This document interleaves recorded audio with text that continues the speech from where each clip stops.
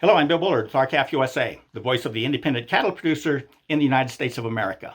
Well, no one can argue that Colorado State University economist Stephen Koontz is not the architect behind the Fischer-Grassley Compromise Bill, Senate Bill 3229.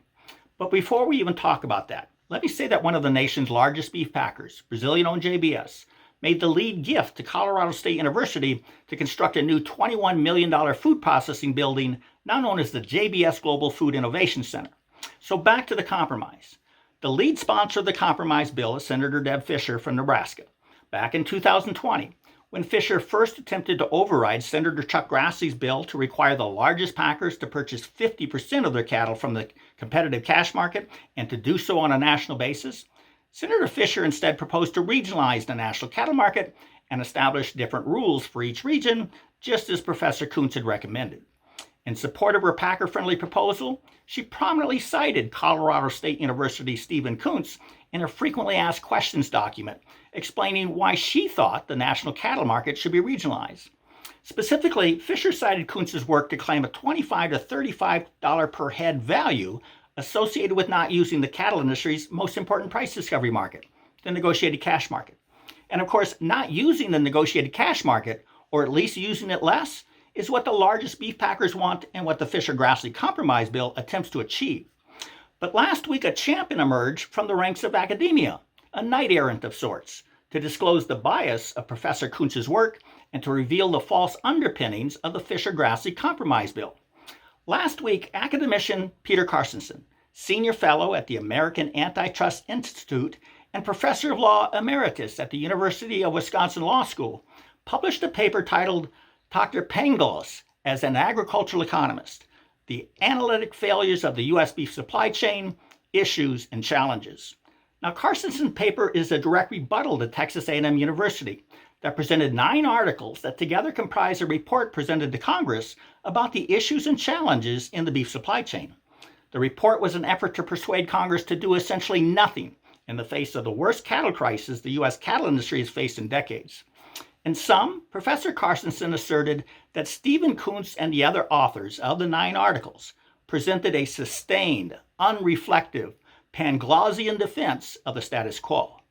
Now, a Panglossian defense is one in which the author's frame of reference is biased by the philosophy that whatever is being analyzed is already the best of all possible worlds, and therefore no changes should be made. Now, Carstensen explains that Professor Koontz's dire warning that meaningful market reforms, such as the Grassley Tester 5014 bill, Senate Bill 949, could result in increased costs of more than $1 billion was merely a prediction based on narrow and implausible assumptions. He said the Koontz analysis was flawed because it failed to consider whether alternative negotiated strategies, such as negotiated grid pricing, would effectively avoid the assumed cost increases associated with increased negotiated cash market volume. And he pointed out that Koontz failed to recognize that the lack of cash markets in some regions is a direct consequence of the high level of concentration in those regions, not a movement from one marketing system to another based on inherent advantages. Another painfully obvious weakness that Carstensen points out is that while Koontz and others continually eulogize the benefits of alternative marketing arrangements, or AMAs, there are a wide variety of AMAs, and the economists have little knowledge as to their specific terms. And yet, the AMAs exalted by Koontz and others are largely tied to the negotiated cash price. And as a result, Professor Carstensen stated, as long as the AMA house of cards rests on conventional negotiated prices, which by definition are inferior, the claim that AMAs are preferable proves nothing of relevance about fair and equitable pricing system. Carstensen further asserts the report to Congress failed to recognize that incentives that the dominant buyers have to exploit their market power over time while simultaneously preserving their sources of inputs. In his conclusion, Carstensen said the exercise was a waste of taxpayer funds. And we agree.